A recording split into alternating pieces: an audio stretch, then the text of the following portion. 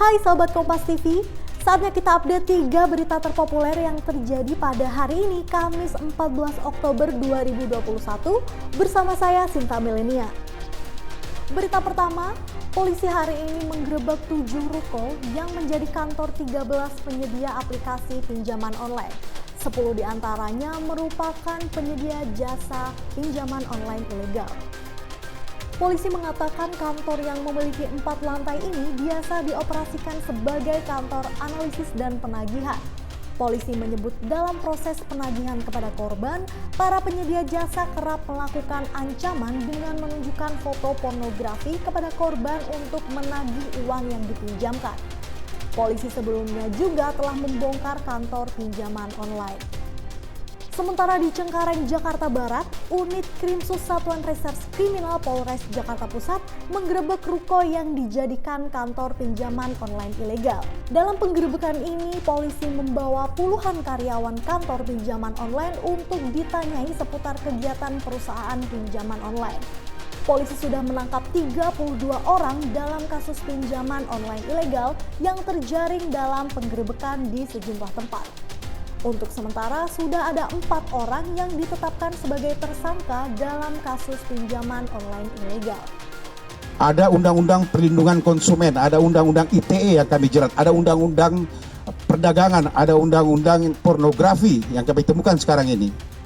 Ya, juga di KUHP pengancaman yang dilakukan secara langsung akan kita tidak tegas seluruhnya. Ini udah langsung instruksi Kapolri. Bahkan perintahkan oleh Pak Kapolda untuk membentuk tim dipimpin oleh Krimsus. Jadi kami akan menerima semua laporan-laporan dari masyarakat tentang kejahatan fintech P2P lending ini atau yang biasa kita kenal dengan pinjaman online.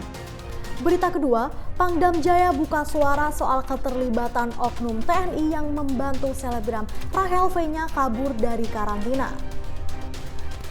Pangdam Jaya Majen TNI Mulyo Aji mengatakan pihaknya tengah memeriksa dan menyelidiki anggotanya yang diduga berkaitan dengan kasus ini. Sebelumnya Rahel V-nya diduga kabur dari karantina di Wisma Atlet Pademangan, Jakarta Utara. Oknum TNI ini diduga memuluskan kaburnya Rahel V-nya tanpa menjalani karantina setelah pulang dari luar negeri. Jadi kita sedang melaksanakan lanjutan penyidikan tentang kaburnya seseorang dari RSDC dan kita akan lanjut sampai dengan penyidikan tuntas. Memang ada oknum dari anggota TNI yang di dalamnya terlibat dalam proses yang dilanggar. Jadi ada pelanggaran protokol kesehatan dilaksanakan oleh anggota TNI. Sekarang kita sedang proses dan kita sedang perbaiki dan evaluasi untuk ke depan supaya tidak terjadi hal seperti ini lagi. Ada ini nggak Pak? Kerjasama dengan kepolisian. Kerjasama dengan kepolisian mengingat ada pelanggaran seperti undang-undang karantina untuk kewajiban senjata. Apakah akan kerjasama dengan kepolisian juga Pak untuk penyelidikannya? Baik. Jadi kami melaksanakan evaluasi dulu. Setelah kita evaluasi, apabila ada keterlibatan di luar dari TNI, maka secara otomatis kita akan melaksanakan peraturan perundang-undangan tadi kita lemparkan pada kepolisian untuk melanjutkan penyidikan. Setelah hampir 3 tahun lamanya ditutup akibat pandemi COVID-19, hari ini penerbangan internasional Bandara Ngurah Rai Bali akhirnya dibuka. Turis asing yang datang mengunjungi Bali diwajibkan menjalani karantina selama 5 hari lamanya.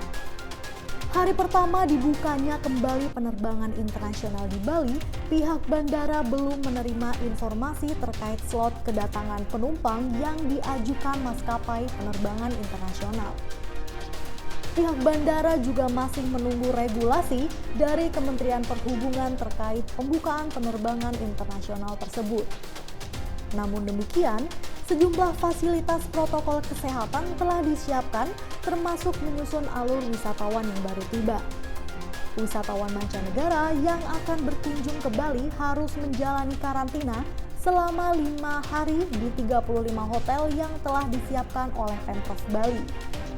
Nah, itu dia 3 berita terpopuler yang terjadi pada hari ini.